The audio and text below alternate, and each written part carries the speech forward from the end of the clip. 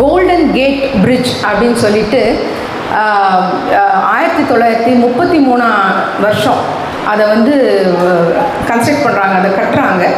அப்போ வந்து அது எங்கே கட்டுறாங்கன்னா கடல் மேலே கட்டுறாங்க. இன்னும் ஒரு சான் ஃப்ரான்சிஸ்கோ பே அப்படிங்கிற இடத்துக்கும் பசிபிக் கடல் அதுக்கும் ரெண்டுத்துக்கும் இணைக்கிறதுக்கான ஒரு பாலம் அது.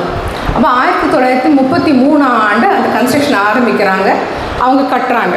அது கட்ட என்ன ஆச்சுன்னா அதில் வந்து நிறைய என்ன ப்ராப்ளம் வந்துடுச்சுன்னா, அந்த அந்த கட்டிட பணியில் இருக்கிற ஆட்கள் நிறைய பேர் தவறி விழுந்து அந்த தண்ணியில் விழுந்து செத்துட்டாங்க.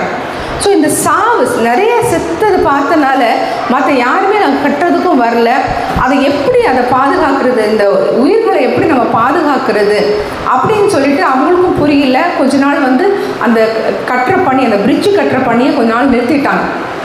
அப்போது நிறைய பேர் மீட்டிங்ஸ் எல்லாம் வச்சு சஜஷன் கேட்குறாங்க, என்ன பண்ணலாம் ஏது பண்ணலாம் என்ன பண்ணலாம்னு சொல்லும்போது அவங்க நிறைய பேர் ஒரு ஆள் என்ன சஜஷன் கொடுத்தாருன்னா, ஒரு பெரிய வலை, அந்த பிரிட்ஜு கட்டுறோம் இல்லையா, அந்த பிரிட்ஜு கட்டுறதுக்கு கீழே நம்ம ஒரு பெரிய வலையை விரிச்சிடலாம்.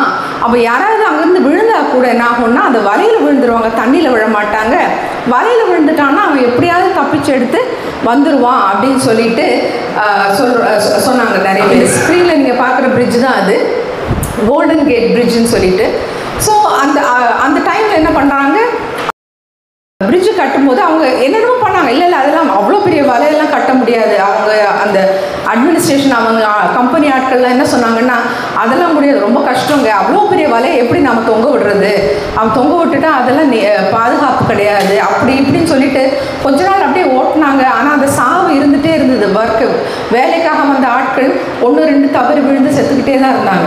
அப்புறம் கடைசியில் வேறு வழி இல்லாமல் அவங்க என்ன பண்ணிட்டாங்க, சரி நம்ம அந்த வலையை தான் நம்ம மாட்டிடலாம், ஒரு அடியில் ஒரு பெரிய வலையை மாட்டிடலாம் அப்படின்னு சொல்லிட்டு அவங்க என்ன பண்ணுறாங்க, அந்த பிரிட்ஜு கட்டும்போது அந்த கட்டிட பணிக்கு அடியில் வந்து ஒரு பெரிய வலையை தொங்க விட்டுட்டு அந்த கன்ஸ்ட்ரக்ஷனை ஆரம்பிக்கிறாங்க.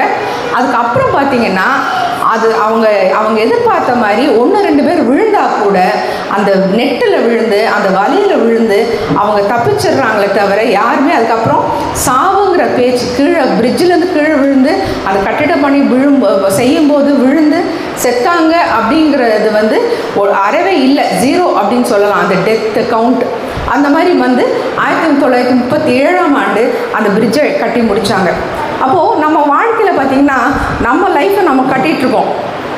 ஆண்டவர் என்ன பண்ணுறாரு, அவர் கிருபைங்கிற ஒரு வலையை நம்மளுக்காக பாதுகாப்பாக வச்சுருக்கார். நம்ம எத்தனை வாட்டி விழுந்தாலும் நம்ம அவரோட கிருபையில் விழுந்து திருப்பி எழுந்து நம்மளோட வாழ்க்கை நம்ம கட்டிக்கொண்டே போகிறோம். ஹல்லேலூயா.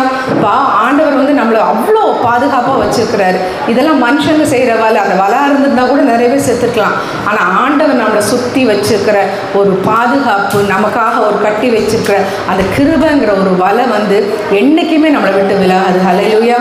நான் உன்னை விட்டு விலகுவதும் இல்லை, உன்னை கைவிடுவதும் இல்லைன்னு சொல்லிட்டு ஆண்டவர் சொல்லியிருக்கார். அவர் தூங்காத தேவன், உறங்காத தேவன்.